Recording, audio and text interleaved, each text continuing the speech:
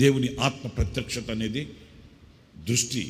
ఈ సంవత్సరం ఒక పాటలో మీరు ఆ పదాలు చూస్తారు. ఈ సంవత్సరం పాటలో ఇంకా రాలేదులే, రేపు వస్తుందిగా గుడాల పండుగకి.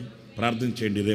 రేపు అది ఎల్లుండి మంగళవారం ఉదయం నుంచి కొత్త పాటలు వాయిస్ రికార్డింగ్కి వెళుతున్నాం. చక్కటి ఆణిముత్యం లాంటి పాటలు దేవుడు ఇచ్చాడు ఈ సంవత్సరం.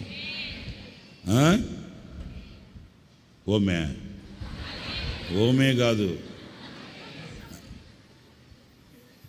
మంగళవారం నుంచి ఆ పాటలు వాయిస్ రికార్డింగ్.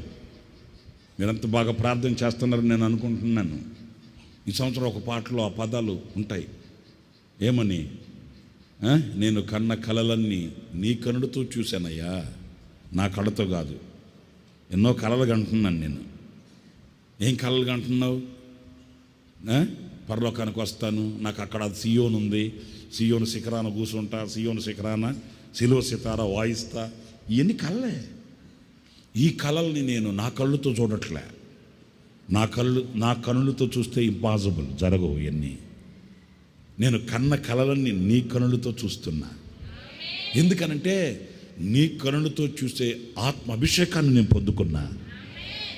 ఈ ఆత్మ అభిషేకం నేను పొందుకున్నాను కనుక నీ దృష్టితో నా కళలను చూస్తున్నా. ఈ కళలు పండుతాయని, ఈ కళలు ఫలిస్తాయని, ఈ కళల సౌధం నేను అనుభవిస్తానని. ఇవన్నీ స్పిరిచువల్ స్టేటస్, అంటే ఆత్మ సంబంధమైన స్థితి కలిగిన వ్యక్తికి అందే వరాలు ఇవన్నీ.